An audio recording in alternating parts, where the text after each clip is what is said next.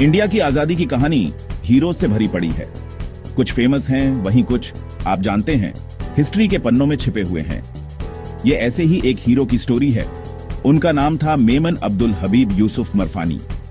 उनकी जर्नी गुजरात के एक छोटे से टाउन धोराजी से शुरू हुई थी।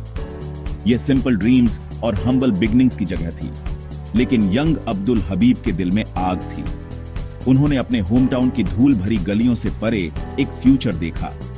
उन्होंने सिर्फ अपने लिए नहीं, बल्कि अपनी कम्युनिटी के लिए कुछ बड़ा बनाने का सपना देखा। उन्होंने अपना घर छोड़कर रंगून बर्मा जाने का फैसला किया।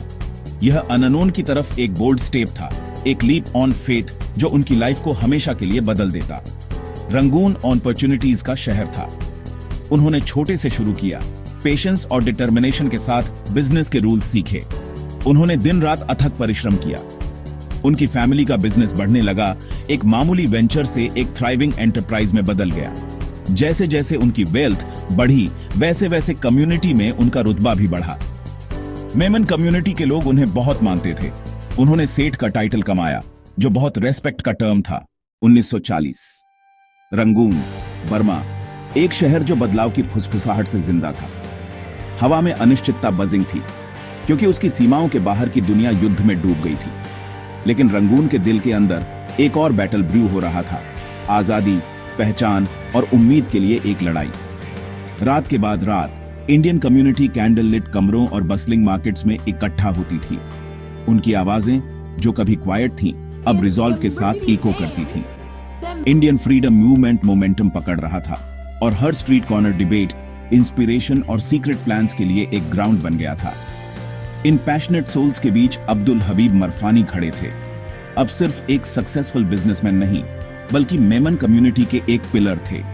उनका घर डिस्कशन और यूनिटी के लिए एक हब बन गया, जहां एल्डर्स और यूथ दोनों गाइडेंस और करेज चाहते थे। वाइब्रेंट कम्युनिटी गैदरिंग्स के सीन्स अनफोल्ड होते हैं, प्रार्थना में हाथ जुड़े हुए, डिटर्मिनेशन से चमकते चेहरे, एक इंडिपेंडेंट इंडिया के सपनों से चमकती आंखें।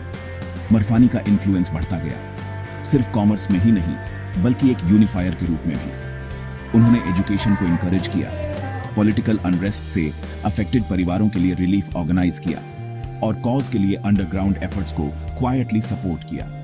सिंबॉलिक मोमेंट्स में हम उन्हें जरूरतमंदों को खाना डिस्ट्रीब्यूट करते हुए, डरने वालों को कंफर्ट करते हुए और कम्युनिटी मीटिंग्स के फोरफ्रंट पर टॉल खड़े देखते हैं। उनकी प्रेजेंस होप की एक बीकन थी। ये आसान दिन नहीं थे, टेंशन्स हाई थी, सैक्रिफाइसेस किए गए और होप को अक्सर टेस्ट किया गया। फिर भी रंगून की इंडियन कम्युनिटी की स्पिरिट मरफानी जैसे लीडर्स से फ्यूल्ड होकर और भी ज्यादा ब्राइट जलती रही। 1940 की इवेंट सिर्फ एक बैकड्रॉप से ज्यादा थी। वे वो क्रूसिबल थी जिसने रिजॉल्व, यूनिटी और करेज को फोर्ज्ड किया, जो जल्द ही हिस्टोरिक जेनरोसिटी के एक एक्ट को लीड करेगा। जैसे ही शहर की स्काईलाइन गोल्डन डॉन में फेड होती है, एक बात क्लियर हो जाती है, बदलाव के सीड्स बो दिए गए थे, और अब्दुल हबीब मरफानी हिस्ट्री की कॉल का जवाब देने के लिए तैयार थे। साल था 1944। दुनिया सेकेंड वर्ल्ड वॉर की आग में घिरी हुई थी। साउथ ईस्ट एशिया में रेवोल्यूशन का तूफान उठ रहा था। नेताजी, जैसा कि उन्हें प्यार से बुलाया जाता था, एक फोर्स ऑन ऑफ नेचर थे।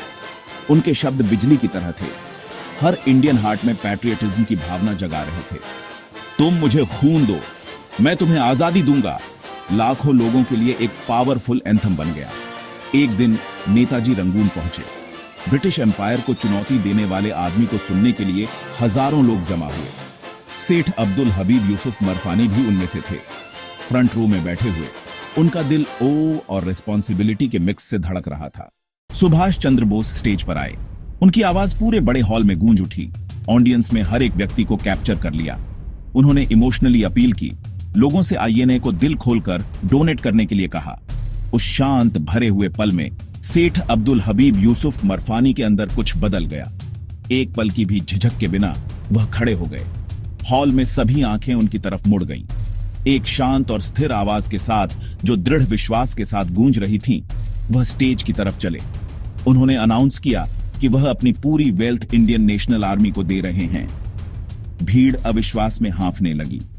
उन्होंने अपने पहने हुए सोने के गहने उतार दिए और उन्हें नेताजी के चरणों में रख दिया। उन्होंने अपनी सभी प्रॉपर्टीज के कागजात सौंप दिए, अपना शानदार मेंशन, अपनी कमर्शियल बिल्डिंग्स, अपनी जमीन।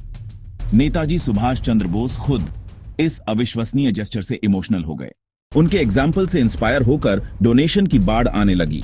स्टेज जल्द ही कैश, गोल्ड और अन्य कीमती सामान से भर गया। रिसोर्स का यह भारी प्रवाह इंडियन नेशनल आर्मी के लिए एक लाइफलाइन था। उन्होंने उन्हें सेवक ए हिंद, दी सर्वेंट ऑन ऑफ इंडिया का टाइटल देकर सम्मानित किया। उनके सैक्रिफाइस की कहानी जंगल की आग की तरह फैल गई। सेठ मरफानी एक हीरो बन गए, परम निस्वार्थता का प्रतीक। उनकी कहानी हमें एक मुश्किल सवाल पूछने पर मजबूर करती है, हम आज अपने देश के लिए क्या देने को तैयार हैं?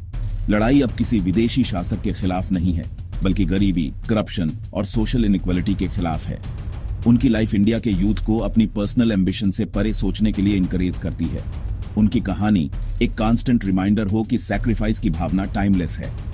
यही भावना हमें उस इंडिया को बनाने में हेल्प करेगी जिसका उन्होंने और अनगिनत अन्य फ्रीडम फाइटर ने सपना देखा था। एक ऐसा इंडिया जो मजबूत, प्रॉस्परस और जस्ट है। जय हिंद।